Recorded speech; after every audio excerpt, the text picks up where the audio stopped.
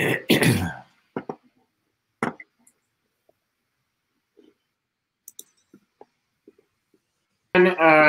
you for tuning in and watching another conversation with this afternoon. We are at the great pleasure of being joined by Robert Cresanti, President and CEO of IFA.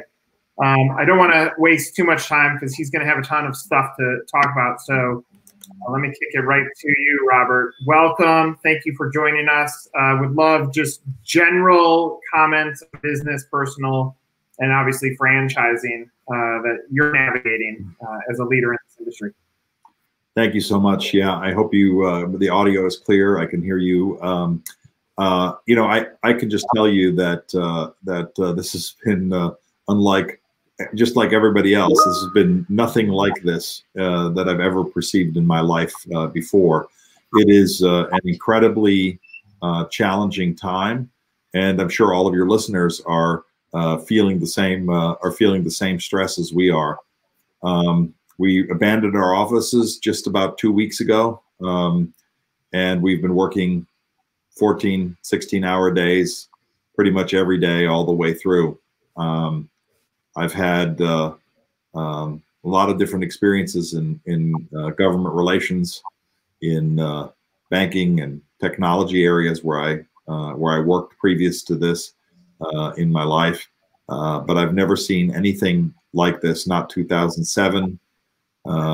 One of my 12-year-old sons said recently, "This is like something that you read about in history books." Yeah. And I think that is exactly right. I'm in an environment where I said to Secretary Mnuchin on Sunday, he was texting with me. I said, I've spoken with you 6 times, and we're texting back and forth, and I cannot get a telephone call returned from the Small Business Administration. No one there will pick up a telephone. And so the world is a little bit upside down and incredibly challenged at the moment. So I'm delighted that I get a chance to be with you. This is probably going to be one of the better parts of my day. Robert, the talk about right place at the right time. And I personally, you and your entire team and the franchise community, you guys are doing an amazing job. And when I say right place at right time, I mean to have as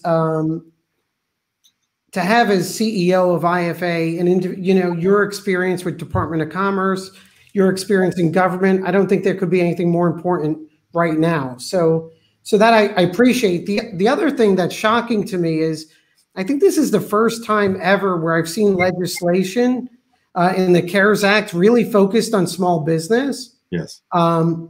My law firm, a ton of small businesses today. Everyone's probably anxious right now with the PPP loans. I know my team's probably on the other end filling them out now. So I think you, the administration, did a great job with that. Thank you. Questions about that are, do you think the funding is going to be enough for the small businesses? Right. That's my big concern. So I want everybody that's listening to you guys to very much take this seriously. I'm not just talking about the franchisors, but the suppliers and the law firms that need the help too. Excuse me.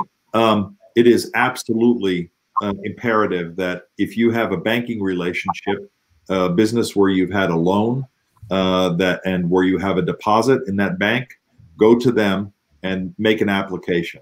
Whether your business is going great and gangbusters and you haven't had a single moment of worry, and I know that there are some people like that. I have friends that are in, you know, that service the businesses in Washington D.C.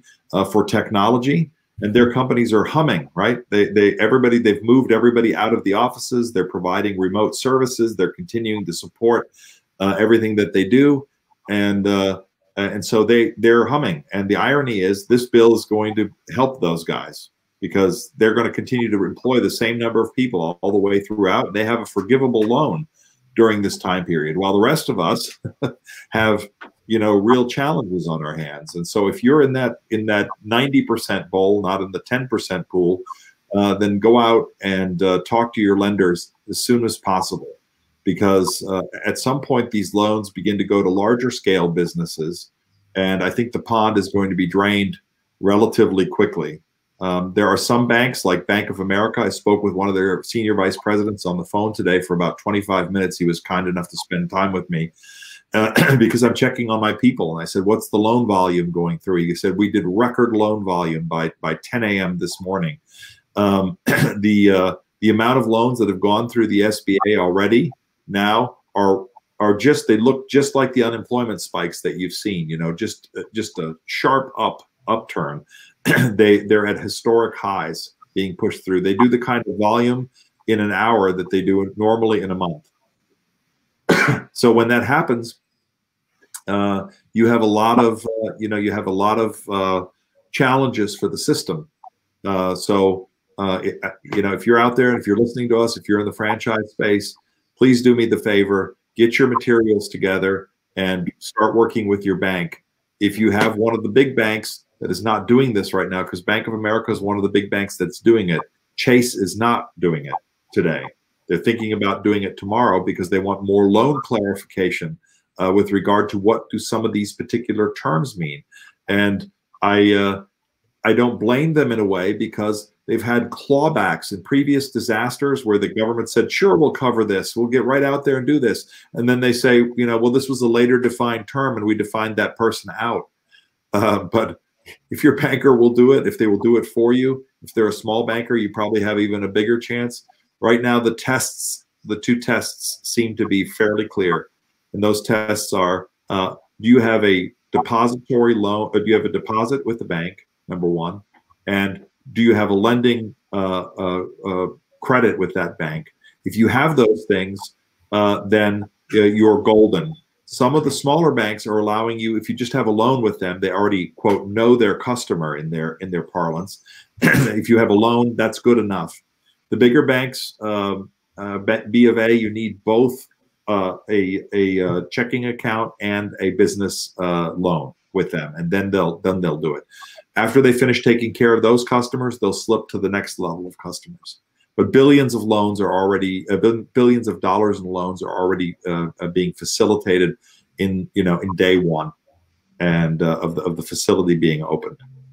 You know, that's incredible insight. And anyone who's listening now too, I think if, like Bob said about getting those loans in, you probably at a minimum need 1 year of payroll records to be submitting and uploading with that.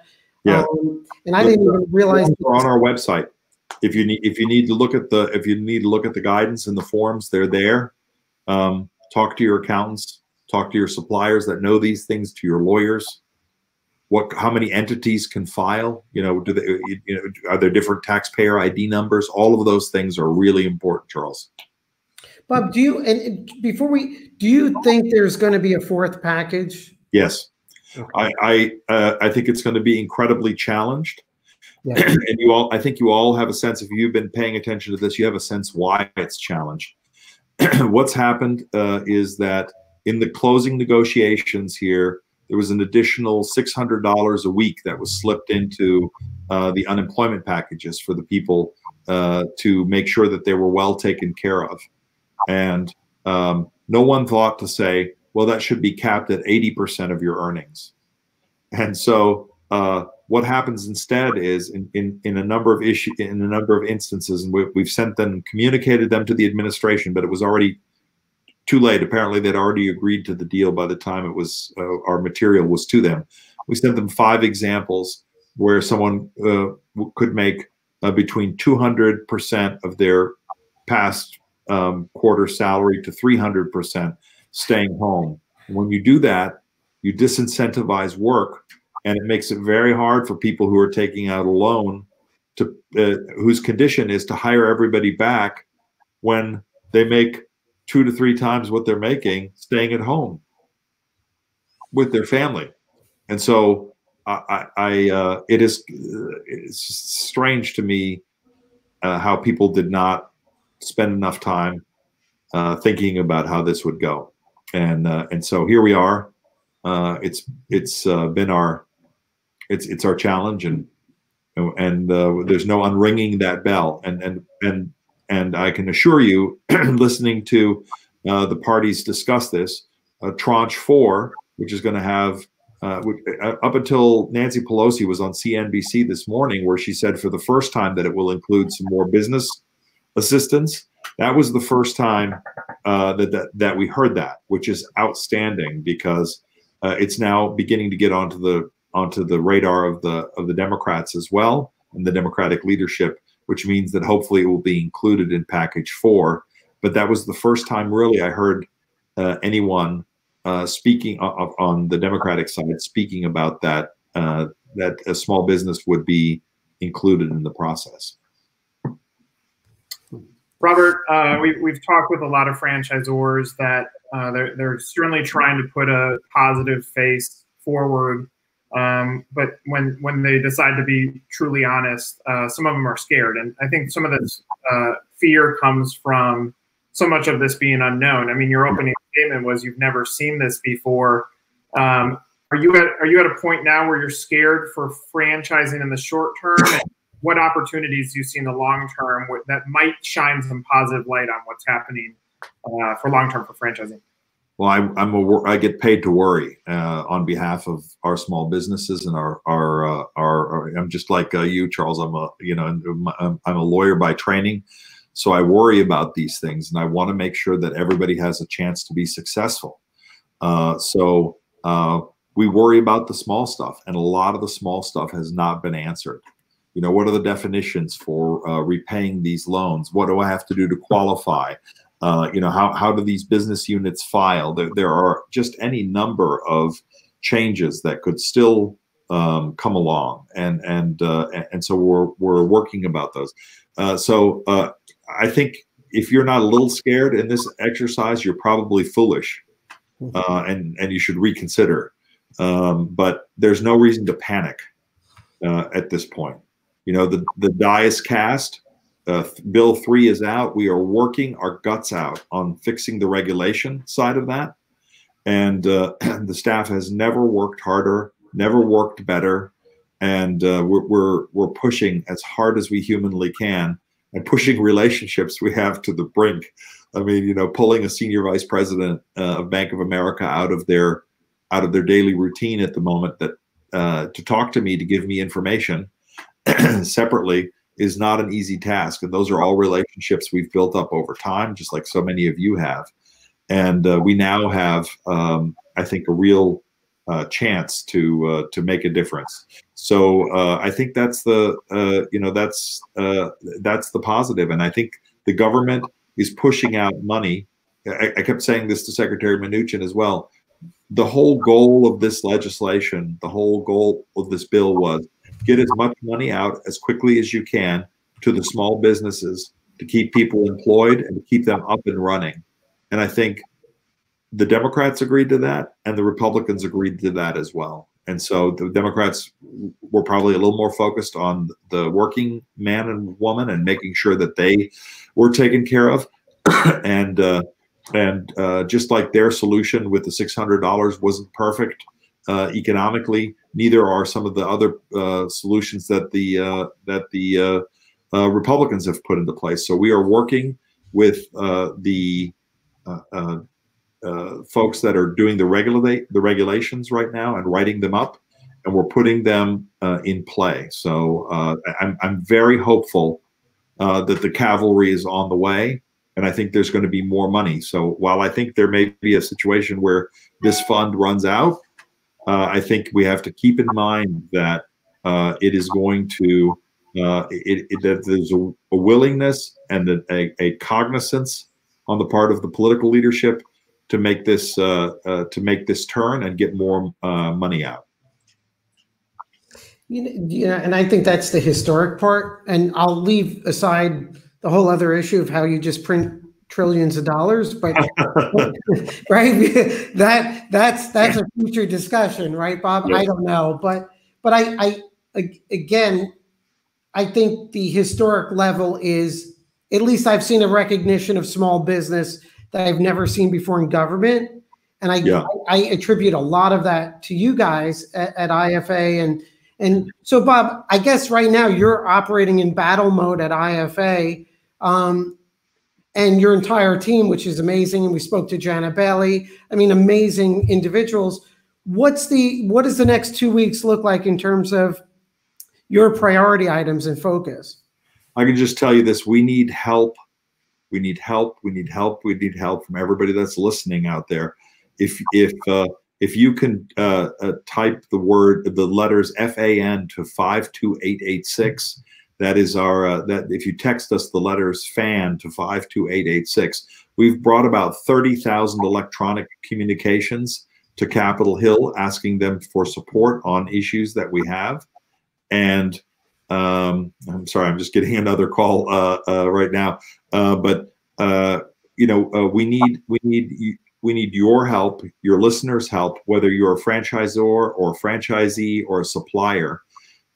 We are building this network. We have about 30,000 people in it so far, and we are communicating to Capitol Hill. So when something is breaking and we need the franchise community to weigh in, we text you back. If you sign up with us and tell us where your zip code is and a little bit about yourself, just a little bit, we will know that you might be interested in a particular issue. And if you need your refrigerator depreciation or your goods that you built into your business to be able to be done faster, we'll know that, and we'll send you a note and say this is up before Congress. Right now, with regard to these grants and these bills, we are pushing notices out to you, and they're fully adjustable. So you'll get a text that says, here's a letter to your congressman, to your city councilman, because we've been working the 50 states as well in order to identify some of our businesses as emergency businesses that are necessary. Elder care, for example, we worked with Shelley Sun and some of her teams to articulate why it is important that with all of the coverage that we have going on right now, that the police let through nurses and elder care, home care professionals that are taking care of those folks. And so every time one of those issues comes up, or we have a problem with a governor or a city or a county or even the federal side, we send you a notice and you can quickly respond. And it's fully customizable. So if you don't like what we're saying at IFA, you can put the word "not" in the middle of it. I don't care. But I'll tell you, it has been very effective. And in particular spots where we've had a lot of people in that zip code that have responded to a congressman to say, we need you to change your worldview on this, because this is a small business issue. Just because there's a big brand here doesn't mean that I don't own this store. That makes a difference. And so help us in that regard. That would be an amazing thing if we got a bunch more registrations. And Bob, that texting FAN to 52886. Okay. Robert, what is keeping you up at night right now? You have plenty to battle, and you know there's probably to pause and look at that point too. That you can fight as much as you can the good fight for small business, but you're probably you have to be conscious about yourself as well. What's keeping you up at night right now? Yeah, it's the personal stuff is hard stuff. I mean, I've got two daughters graduating one from high school, one from college. Yeah. Class of 2020 will go down in history, right? My young daughter is lucky enough to my younger daughter is lucky enough to attend a very nice, prominent and good high school here in Washington called Georgetown Visitation. It's right on the back of Georgetown University, and since the late 1800s, the girls have been walking through a green gate in graduation there every year, and this may be the first class that does not do that. And my oldest daughter is graduating from college, and we had relatives flying in from all around the world to be at that graduation, and now it's been canceled, and we are, it's all of those kinds of things. But everybody's at home is luckily well. My voice is going because I have never spoken so much in my whole life as I have in the last, being on the telephone, the only way to communicate, as I have in the last few weeks. But I'm trying to get some exercise, to go out for walks every now and again. But you can see behind me here, I'm stuck in my dining room in my little house, and We're very tight quarters, and everybody's here and everybody's well. But yeah, those are some of the things. And I've had so many people from the franchising business, and this, Nick, their family in a whole other way, right? And so I've had people breaking down on the phone and crying, and being desperate, being at wit's end and desperation. And I've had other people, where we've broken through on something that was very meaningful to them, got something defined where they feel like they've just hit the lottery and they're jubilant. There are not enough of those, but there are some of those. And so, we're getting questions every day. And this is something that you guys should be aware of too, from a supplier. If you've got other suppliers that are listening here, we're getting complicated questions every day that are multiple layers. Like if I'm at home and I run my business out of my home, and I'm deducting a portion of my, and I've said, I'm sorry, but you have to go to your lawyer or your accountant to answer that question. There is going to be a lot of technical work that has to be done related to this. Nick, I'm getting so many calls, and Charles, I'm getting so many calls on the phone at the moment that I think I've got to try to go back to this part of the work. But I want to thank you for inviting me. I'll be happy to come back again, hopefully under even better circumstances. But it seems like we're circling the drain on the end of round 3. And we're going to round 4 here fairly soon, and we'll be in there digging for you guys again. Robert, thank you very much, Robert. And thanks for your leadership. No, thank you. I appreciate it. Yeah. Initial thoughts? Well, I think the most important thing right now, first I'm going to say it, right? Right person at the right time, for sure.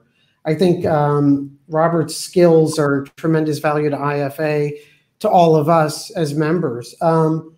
But just the insight too on the loan process. I mean, the most actionable thing right now, and look, I'm checking my phone because my staff's working on it right now. They should be contacting their banks about the PPP loans, right? People need to do that. They need a year.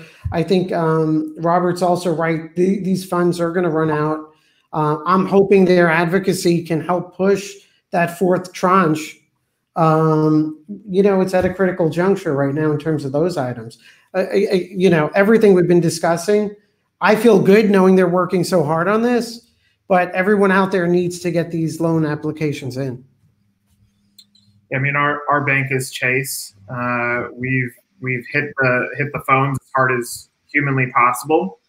Our CFO, who is also my wife, is doing an incredible job trying to navigate this because we have to set up our business too. It's interesting. I think there's so many different layers to this. So often in IFA is presented as franchise. But now franchising is not just limited to franchisors and to franchisees. It's suppliers, it's human beings. So this fight turns much larger. But you mentioned it. Where's the printing press where all this cash is going to come out from? I am nervous. There's my vulnerable statement of how long it takes to get to recovery. If we can get to recovery, when. Because there's a lot of complexities. A lot of these conversations that we're having definitely shows hope, but definitely shows that there's a lot of unknown. Well, yeah. I mean, look, on the hope side, take every conversation we've had, cap it off with Jana Bailey and now Robert, and you realize there is a strong community here. And then to your point about it's not just franchisors, it's suppliers, franchisees. Every leadership individual we've spoken to, their focus has been on the overall community, franchisees, customers, which gets the overall theme and pattern we're seeing, I should say, is it's scary. There's going to be some wipeouts. But if people could stay to the course and stick to genuine principles, there is a potential light at the end of the tunnel and upside. Yeah, I also think this is going to be a big statement. I would love your feedback on it. That there are some businesses that are faking it a little here, that they're having challenges, and ultimately depleting resources that others may need to recover from this. Robert addressed it slightly. You addressed slightly that, take brand X, that sales have decreased significantly, but they've gone to the landlord, and the landlord said, you know what, we're going to give you 2 months of no rent to get you to the other side of this because we want to do the right thing. And let's say that business also has some membership, so there's a little bit of residual income. That the new norm for them might be break even right now when they're used to making a few $100,000 a year off of that business. But that story ends up being told, we're getting crushed. And we're getting crushed based on what success looked like yesterday, not what it looks like in current moment. I remember in 2008, when I started this business, 2008 and 2009, there was this saying that our restaurant clients would have that flat is the new up. Well, that might be the case for right now. I think it won't matter. I don't have a voice in politics, but I think that the line has to be treated fairly on where the recovery dollars come from. But there's a mechanism to really do it.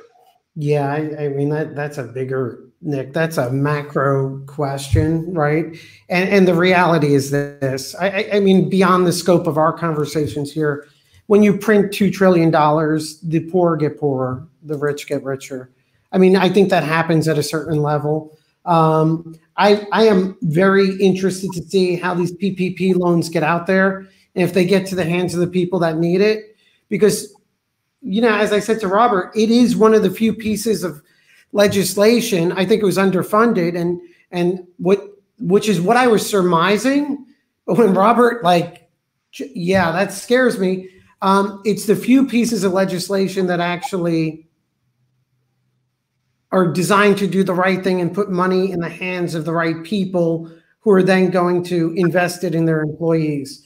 And unfortunately, my big fear is tranche 4 is going to become a big package of pork and special projects. And it's scary too. I mean, it's positive that Robert said the Democrats are starting to talk about business relief there too, when it's just going to become a wish list of everything. So, I mean, but I think that's a big macro issue. We're losing rights by the day with quarantines and all this other stuff. So I think we need to be very cautious about what we give up here. I think everything's going to determine how quickly we get out of it. If we're in this 2 more months, it's going to be a very long time to recover. I'm hoping, and I may be unrealistic, the way the world changed so quickly the past 2 weeks is the way maybe it could change again in the next 2. I don't know. That's what I'm hoping for. Does your advice to brands shift at all, knowing that some of the CARE Act might not reach them? Does that mean start looking at layoffs now? Start preserving as much cash as possible? Does any of your advice shift, knowing that that fund might not reach everybody that it needs to? I think that decision, whether or not I'd recommend that shift. I mean, you need to be conserving resources and assets right now. I mean, I don't even think I slept last night. I think you need to assess. I think on Wednesday we'll have a fresh perspective. How many people have gotten access to these funds? Because that's really critical, right, for cash flow.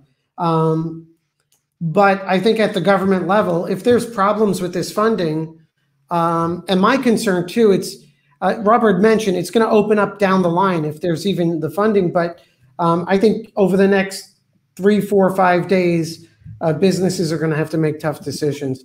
And that spike in unemployment could be a much bigger spike down the line. Yeah, I mean, in franchising, there's so many different things to balance. Obviously, the benefit of unemployment means more buyers. So we have that going for us. So it's like, it still goes back to some of the conversation that you and I are having with folks when we're still faking it till we make it too.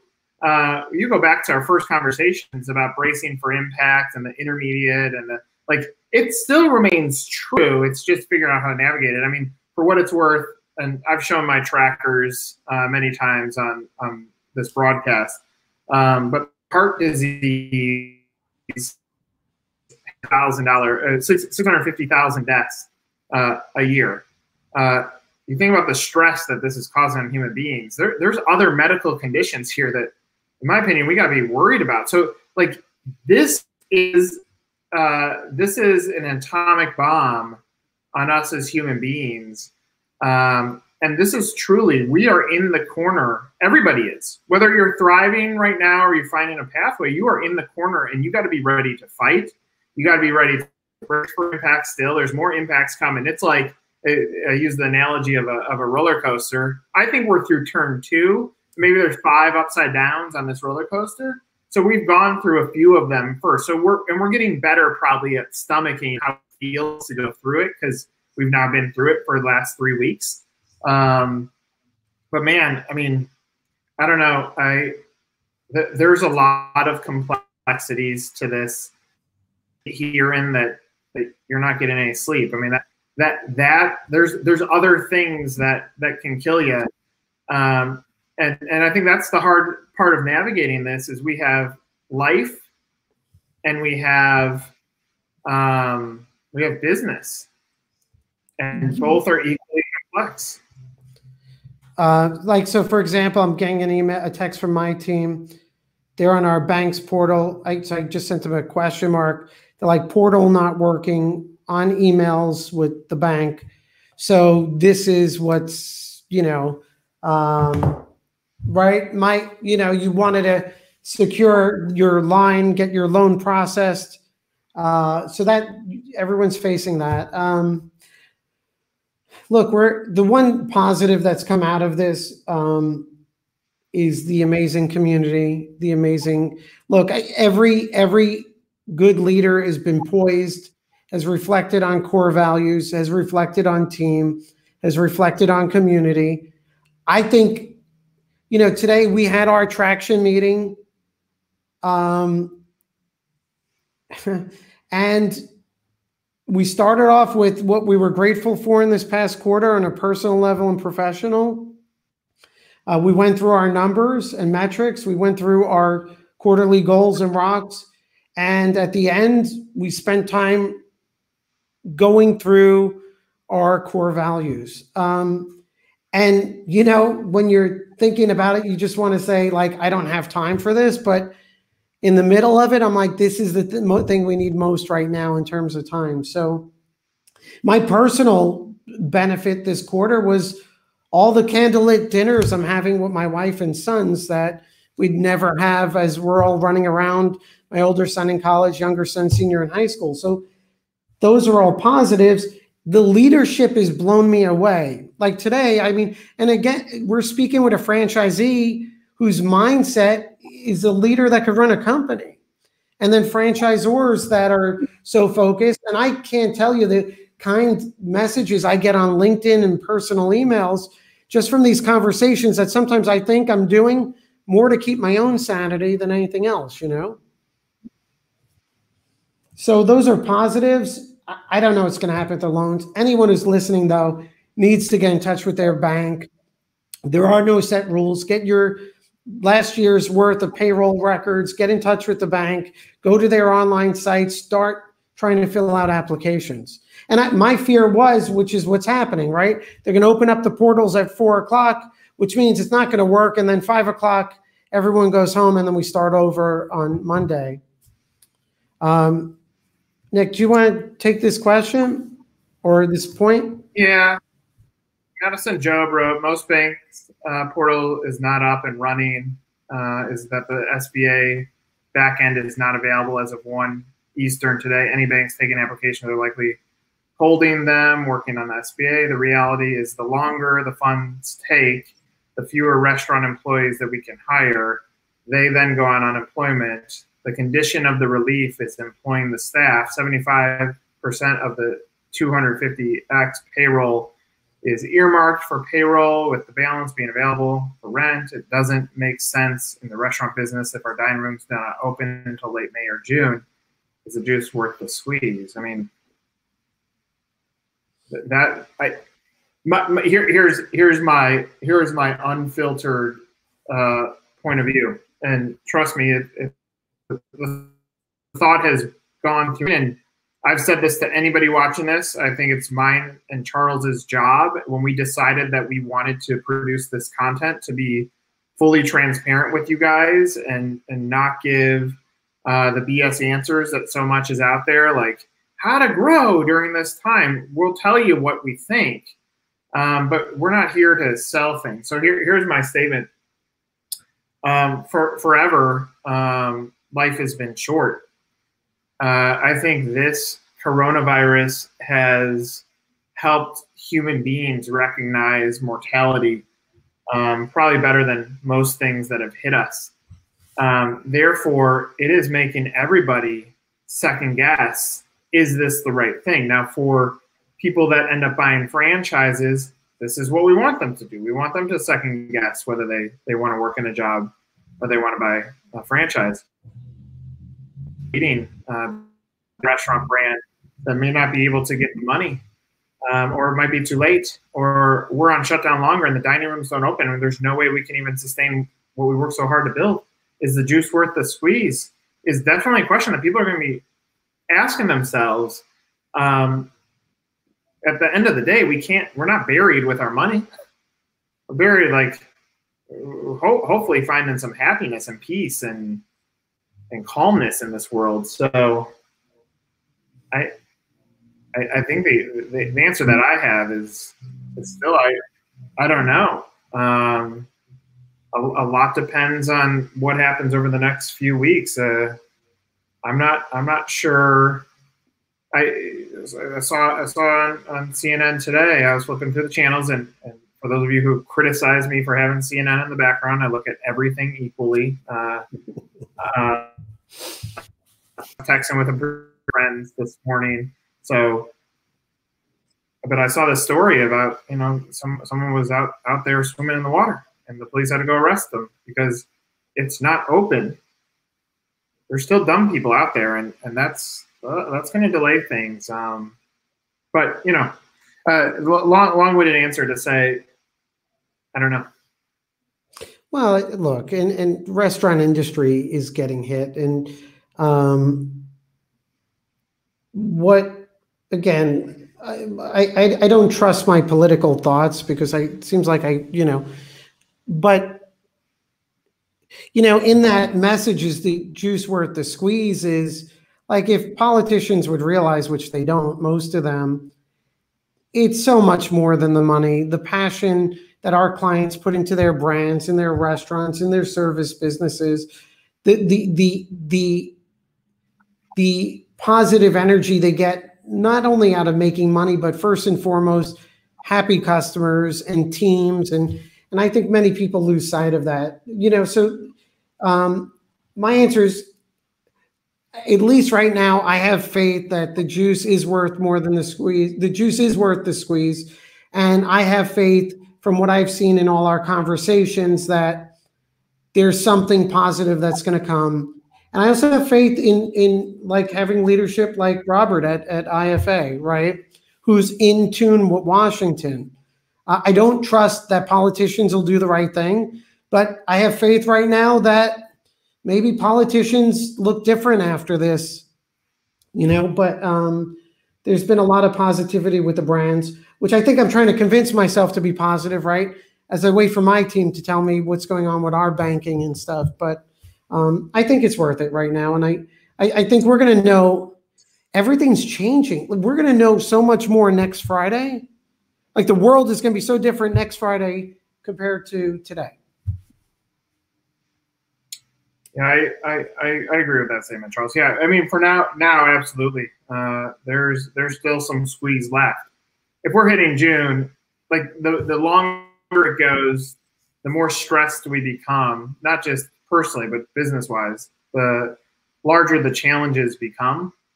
But some of the greatest success stories come out of time of crisis. We've talked with many of our guests about this. That for those that can stomach this, there's going to be a good story on the other side. Here, there's I'm just going to put that up there. There's a link where Chase clients can apply.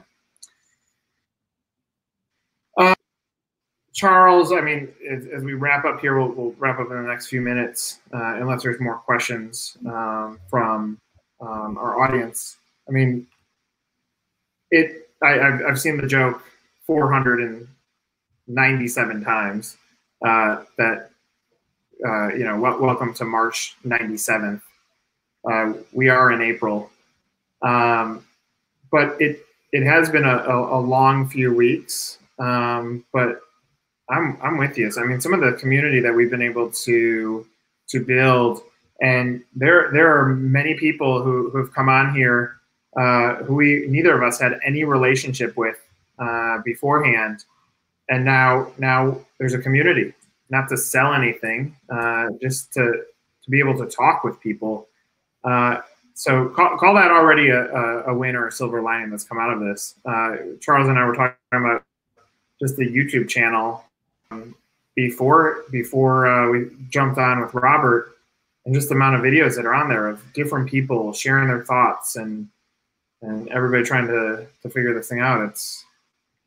It's been an honor to be your co-pilot the last 3 weeks. And look, we're going to go at this again next week. So I think it's great. I will say this. I was never a fan of Facebook.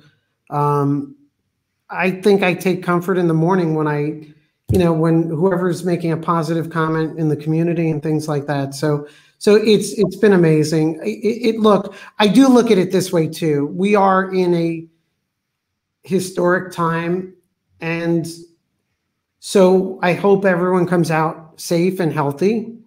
And I also, as I reflect on myself and even things I say to my sons, I want to look back on the decisions and actions I make in this crisis, and I want to be proud of it. And I think that's a sentiment that so many people are sharing. One more statement from our audience. Do you see franchisors in general looking into the interests of their franchisees, sharing the pain, such as waiving royalties, ad funds, renegotiating with suppliers in real time? Every minute we're hearing another story of franchisors doing this, and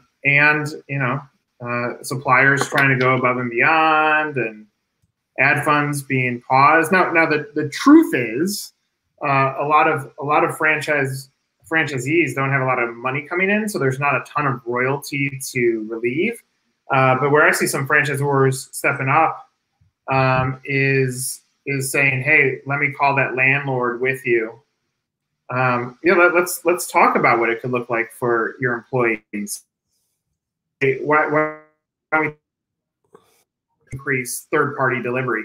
Those conversations are happening in real time, and I would say, I don't know, 75% of franchisors, whether it's a good business or not, are trying some way to answer the thing that everybody put as their value proposition which was, we give superior support.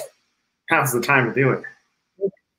Well, and yeah, I mean, look, and our population may be biased because everyone we're speaking with in our community has that mindset. But I think without question, the franchise community has rose up in a proud way. And it's interesting because in a real way, we're moving from franchisor-franchisee relationship to a partnership model in one form or another. And it's being forged in fire right now. And on the other side, I think there's going to be even more collaboration and benefits between the relationship. All right, we're in the final 40 seconds. Charles, what I will say is, if this were on any of those news stations as a news program, I would totally watch it. Yeah, no, so would I think. I don't know. ego. Where's my makeup person? How's this like? Well, I mean, I'll end it on this week. I think it was a positive week. I learned a lot. I think our community's helping each other, and then, you know, we'll all fight next week, and we'll continue to fight tonight. Our team is going to have Bourbon Friday in a little while. I think in 15 minutes, we'll do our virtual bourbon. Anyone who's in the New Jersey area after this, everyone who's listening is welcome to Bourbon Friday once we get into recovery mode. Love it. Hey guys, this may not be the best statement, but have a good weekend. Do your best to find some happiness. Netflix and children are probably on my agenda. Oh wait, and a lot of work, but you know, we wish you the best and look forward to talking to you guys next week. Thanks, Nick. Thanks, everyone.